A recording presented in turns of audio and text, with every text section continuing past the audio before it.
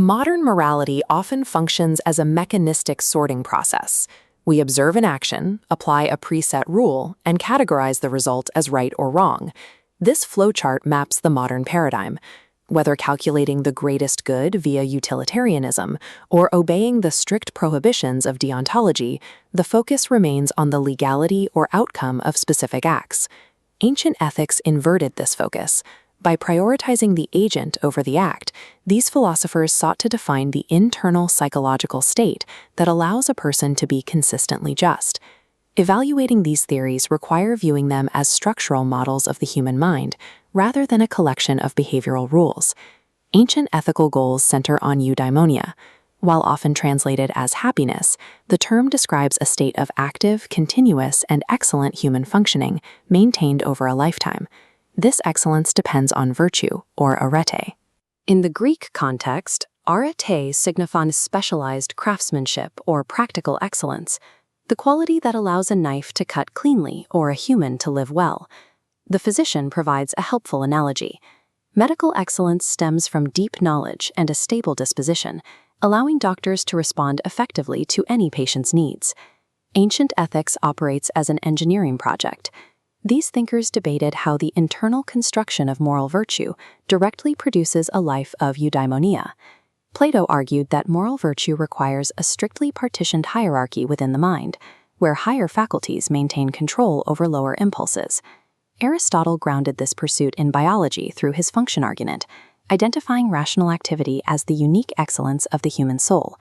This equation builds a baseline for the eudaimonistic matrix. It posits that virtue is the primary component of human flourishing. In the Platonic model, the virtue node contains three functions. Justice exists when reason governs the aggressive drives of spirit and suppresses the short-sighted demands of appetite. However, this model contains a significant vulnerability. For both Plato and Aristotle, achieving eudaimonia still requires external goods, the wealth to act generously, or the health to engage in public life. Because their model requires these external variables, human flourishing remains susceptible to tragic fate or the sudden loss of health and status. Epicurus rejected the idea that complex rational functioning was the ultimate goal of human existence. He identified the human endpoint as ataraxia, a state of katastomatic pleasure defined as the complete absence of bodily pain and mental distress. This diagram shows the Epicurean simplification of the matrix. Virtue is no longer a constituent part of the end goal. It is a vector arrow pointing toward it. Under this model, we act justly to avoid distress caused by fear of punishment. Injustice is undesirable because the threat of being caught destroys tranquility. In the Epicurean architecture, virtue functions as a calculated instrument. It is the most efficient tool for securing psychological peace. The Stoics addressed Aristotle's vulnerability problem by rejecting the non-rational soul.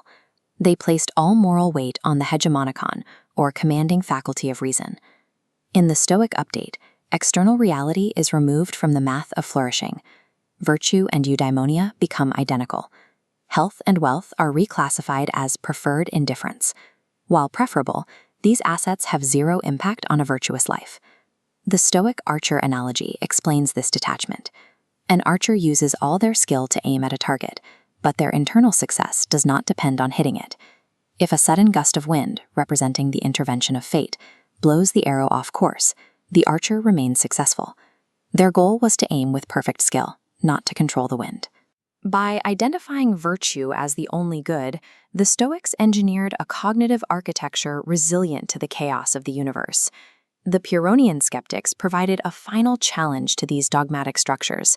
They sought the same endpoint as the Epicureans, ataraxia, or freedom from disturbance. Instead of system building, they achieved tranquility by suspending judgment on all moral claims. By refusing to label anything as naturally good or bad, they detached themselves from the anxiety of dogmatic belief. This visual comparison shows the skeptic methodology as an epistemic bypass. They skip the construction of the virtue engine entirely, reaching tranquility through the act of suspension. The Pyrrhonian model suggests that peace can be found by refusing to participate in moral dogmatism. These foundational texts represent rigorous attempts to solve the problem of human suffering through structured thought. The result is a spectrum of soul building, from Plato's internal harmony to Epicurean calculation to Stoic resilience and skeptical detachment. These schools were focused on the state of the agent rather than the legality of individual acts. True understanding of classical ethics requires viewing these theories as they were intended, as engineering manuals for the construction of a resilient human soul.